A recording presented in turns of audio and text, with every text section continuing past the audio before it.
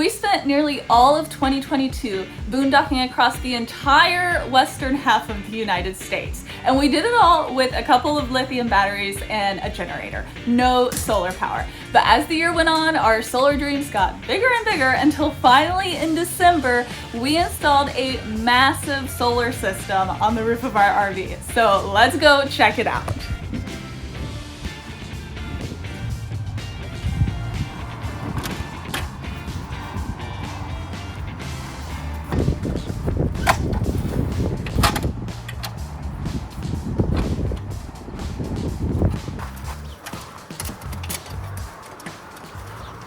So it's been really nice having solar for the last year, but oh my gosh, they are so dirty. So we're gonna have to clean these before we go back to boondocking. There's no way we're drawing our full power right now. All right, so let's get to it.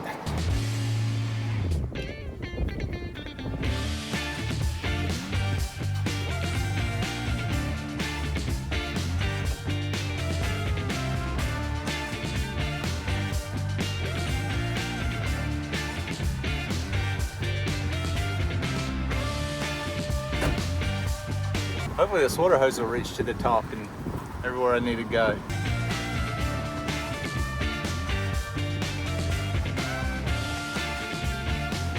So we don't use our ladder because this wall has had some issues, which we can link the video so you can see that, but also I had to install a brace. I just don't trust the ladder at this point.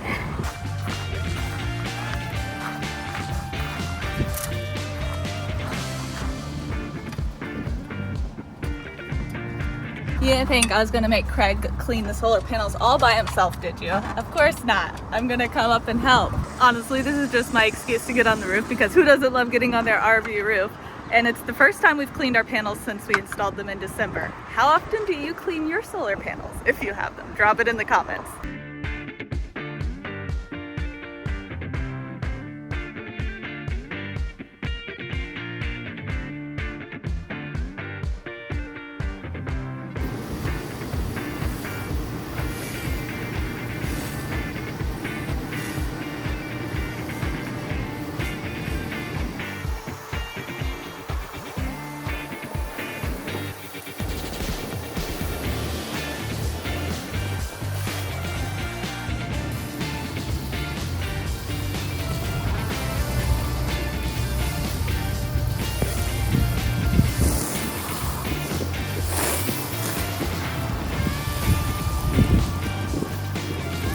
I can't believe these panels were working as good as they were. All this dirt on them. But look at the difference in those panels. That is insane.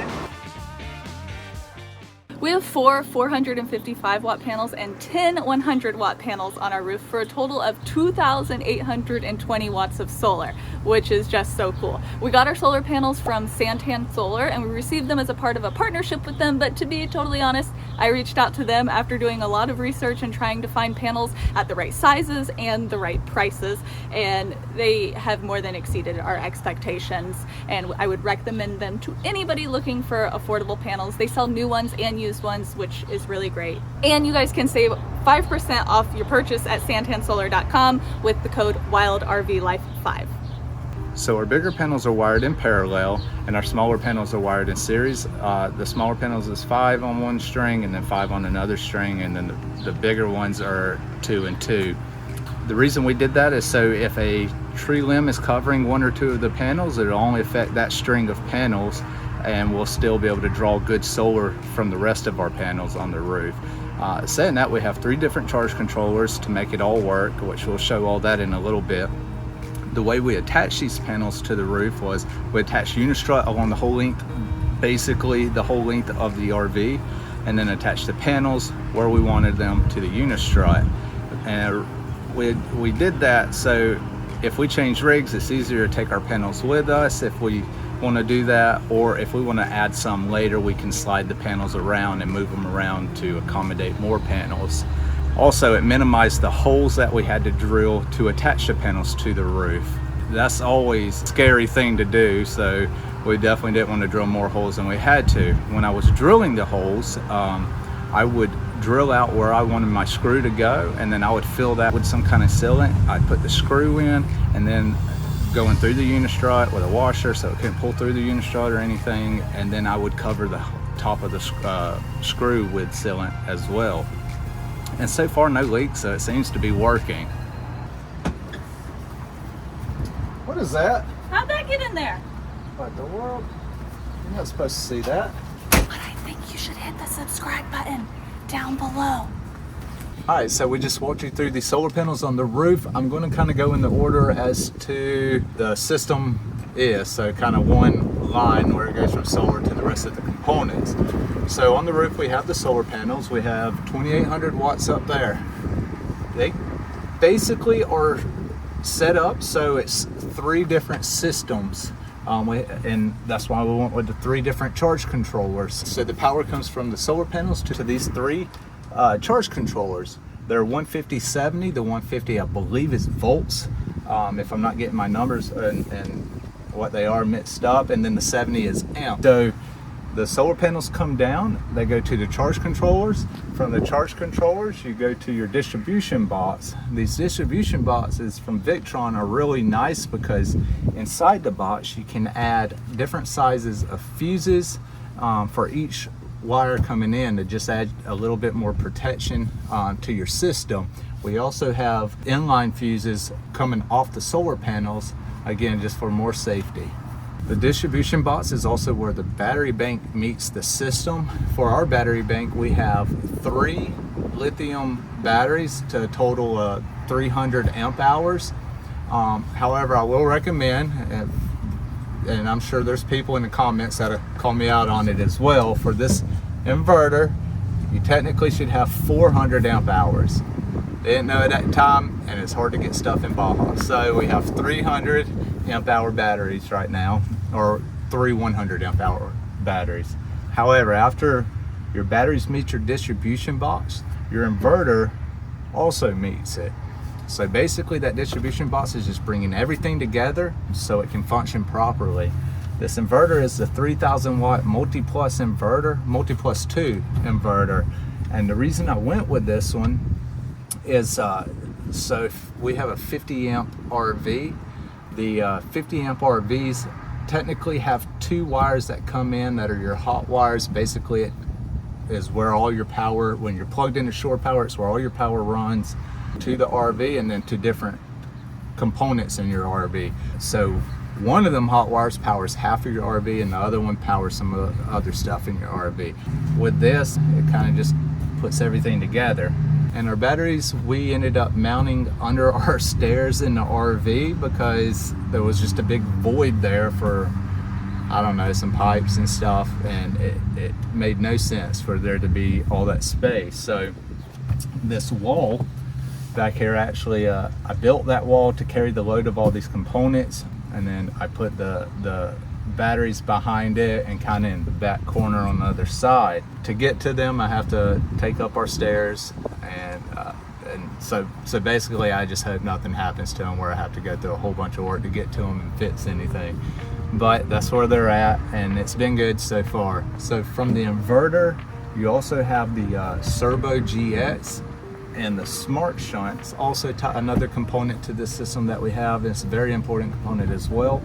But the servo is basically the brains of the system, so everything's talking to each other, and this thing is translating everything, so it's all makes sense to me when I pull up my app on my phone. You can get the servo with a screen that mounts inside the RV, so it's always got everything right there for you to look at whenever you want. I have it paired with my phone, so I just have to pull it up on my phone through an app, which I kind of wish I had the screen at this point. The app is not always so great. It will lag, or it'll be hard to bring up sometimes. The smart shunt, it ties into the batteries and tells the servo what my batteries are at, so the servo can tell me what the batteries are at. It tells me how many amps are going in and how many amps are going out. It gives me a percentage of what the batteries are at. And with our system, we typically, especially if we don't run the furnace all night, we typically don't fall under 60-70% of our battery by the next morning. a solar system has a lot of components and can be confusing to understand, especially if you've never looked into it or anything like that, and you just hear people talk about solar and you're like, oh, I think I want that, and you've dealt with it none before. It can be very confusing. We put this together and sent something to Santan Solar, and they had one of their guys look at everything and how I wanted to install everything and gave us a thumbs up, told me it would work. We also bought a lot of our stuff in different stages, so we went with one lithium battery first, and then we got some more, and then we went with the inverter so we could really utilize all them batteries, and then we went with the charge controllers, and then finally the panels. So we bought them at different times, and looking back now, I wish I would have done a little bit more research on it, and because it's a 12-volt system, I wish I would have went with a 24-volt system. It can end up being cheaper to install, but I did not want to have to replace the inverter because they're not cheap. I did not want to have to redo my battery setup.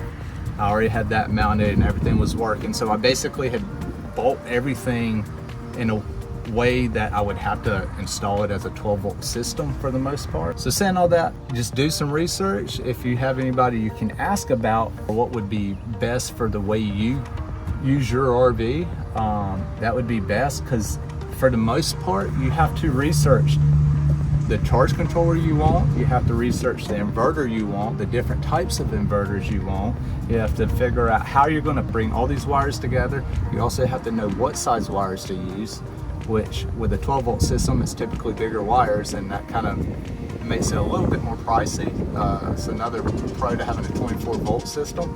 So far though, I've been extremely happy with our system. The only thing I could ask for to make it a little bit better was a bigger battery bank, which we intend to have soon. Right now, we can run our AC off our system if we're drawing enough solar. So if it's the heat of the day, we can turn our AC on and be perfectly fine. But if it's, later in the evening, the sun's starting to go down, or if there's clouds in the sky preventing so much solar, you run a little bit more of a chance of depleting your batteries. Yeah, so a bigger battery bank will allow you to go a little bit longer before you deplete them if you're not drawing enough solar from your panels.